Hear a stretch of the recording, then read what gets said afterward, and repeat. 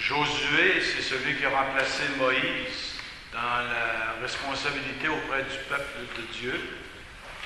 Et ce Josué, à un moment donné, il donne vraiment une sorte de chose, une sorte de possibilité de dire si oui ou non on veut suivre le Dieu d'Israël ou si on veut aller vers d'autres dieux qui ne sont pas d'Israël. Et la foule, d'une façon très claire, c'est un peu comme un référendum ou une élection. La foule dit oui, nous voulons suivre notre Dieu. Nous avons été peut-être faibles, nous avons peut-être pas suivi comme on le voudrait, mais là aujourd'hui on dit oui, je suis fidèle auprès de Yahvé notre Dieu. Ça c'est la première lecture. La deuxième lecture, ça c'est toujours la lecture qui fait peur à tous les prêtres qui ont à faire l'homélie. Ça a tombé de même. J'ai hérité de la grande épître aux Éphésiens. Je vais vous lire mon texte. D'abord, un fait vécu journellement, à tous les jours. Ben oui, à tous les jours. Chaque matin, je dois avaler une grosse capsule de chlorure de sodium. C'est de la poudre, une sorte de poudre de sel. Et pour bien l'ingurgiter, parce qu'elle est assez grosse, il ne faut pas que je manque mon coup. Si je manque mon coup, j'ai une voix rude. C'est ça que ça veut dire, là, qu'on vient de lire.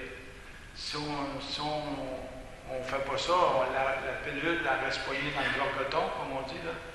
Puis là, on passe toute l'avant-midi, puis des fois, un début d'après-midi, à râler. Puis c'est pas bon du sel. Elle dit, c'est pas bon. Alors, j'ai parlé à mon médecin 2-3 fois, il me disait, enlève-moi ça, s'il vous plaît, ça n'a pas d'allure. Ah, c'est supposé que c'est merveilleux, tout ça. Alors, je les laisse faire, ils connaissent mieux leur affaire que les miennes. Jésus vient de multiplier les pains. Le lendemain, dans la synagogue de Capharnaüm, il donne un long enseignement sur le pain de vie. Le pain que je vous donnerai, c'est ma chair pour la vie du monde. Et celui qui mange ma chair et boit mon sang a la vie éternelle. Et moi, je le ressusciterai au dernier jour. Ma chair est une vraie nourriture, mon sang est une vraie boisson. C'est moi qui suis le pain de vie, et tel est le pain qui est descendu du ciel. Il est bien différent de celui que vos pères ont mangé dans le désert. Cette parole est rude. Qui peut l'entendre? Une rudesse. Rude, quelque chose qui est rude. Hein? Un exemple bien concret, la langue d'un chat. C'est rude. Ça déchire un peu, là. Alors, la rudesse du message de Jésus, à tel point que parmi ses disciples, Jésus connaît déjà ceux qui vont le laisser, comme Judas par exemple, celui qui va le livrer. Alors il connaît déjà un peu ses disciples à ce niveau-là. Et Pierre, lui, il est toujours en avant des autres. Puis quand il s'embarque trop en avant des autres, il fait des choses un peu difficiles à entendre. Parmi ses disciples, Jésus connaît ceux qui ne croient pas et celui qui va le livrer. Plusieurs, à partir de ce moment, s'en retournèrent et cessèrent de l'accompagner. Et là, il demande, voulez-vous partir, vous aussi? Voulez-vous partir, vous aussi? Ça veut dire qu'il y en avait d'autres qui étaient déjà partis. Pour dire, vous aussi, il faut qu'il y ait d'autres mondes en avant.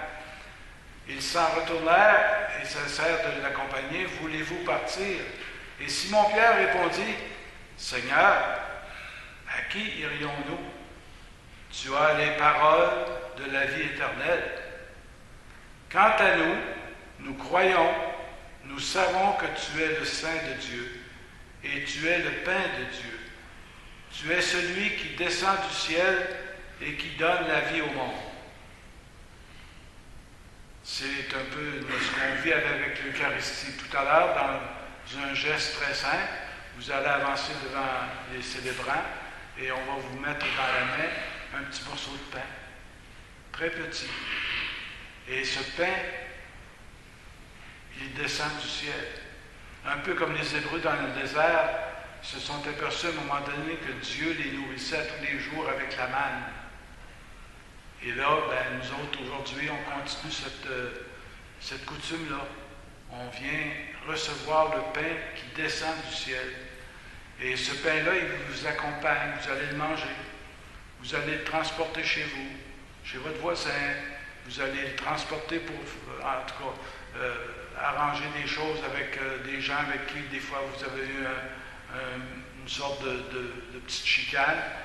Ça nous invite à ne pas garder rancune. Ça nous invite à partager avec celui qui a faim. Tout, on le traîne partout. Le pain de Dieu, on le traîne partout. Et ce n'est pas un pain comme les autres.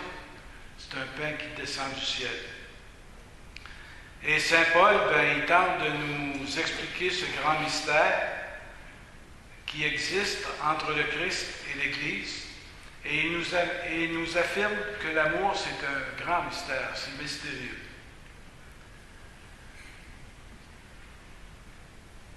Saint Paul, il fait une comparaison avec l'Église. Il dit, l'homme, le Christ, c'est la tête, et l'Église, c'est tous ceux qui l'entourent, tous ceux qui vivent de ce grand mystère de l'amour. Soyez soumis les uns aux autres, par respect. Vous, les hommes, considérez que pour vous, la femme est le mal.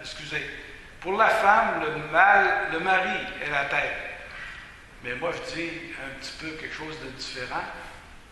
Pour la femme, le mari est la tête. Pour le mari, la femme est le cœur. Alors, tête et cœur. La femme est le cœur.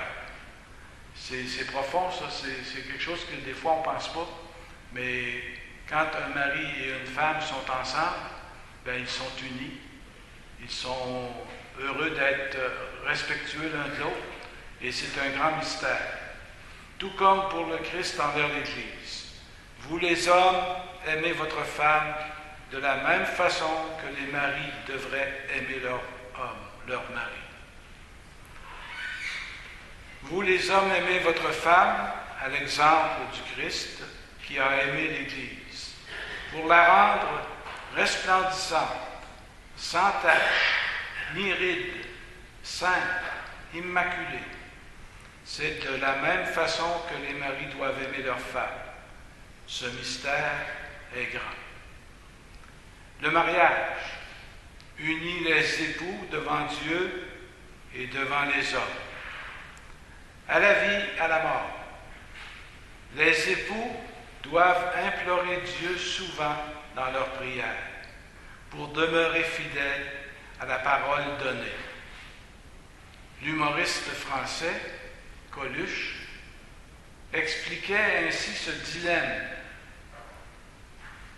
Oui, ils ne font plus qu'un, mais il s'agit de savoir lequel. C'est bien beau d'être unis, mais il faut savoir lequel. S'il n'y en a rien qu'un, à un moment donné, il faut trancher, il faut dire. Alors, c'est une façon de montrer la grandeur du mariage aussi. Le mariage met en situation deux personnes qui veulent faire front commun contre la vie, contre tout ce qui passe, et tranquillement, au fur et à mesure, l'amour s'installe dans le couple, et ça devient vraiment une personne unique, puis qui vient apporter à tous ceux qui l'entourent, qui vient d'apporter le mystère de l'amour. Alors, dans le mariage chrétien, hommes et femmes ne font plus qu'un. Voilà encore un autre grand mystère que je laisse à votre réflexion et à votre méditation. Au nom du Père, du Fils et du Saint-Esprit. Amen.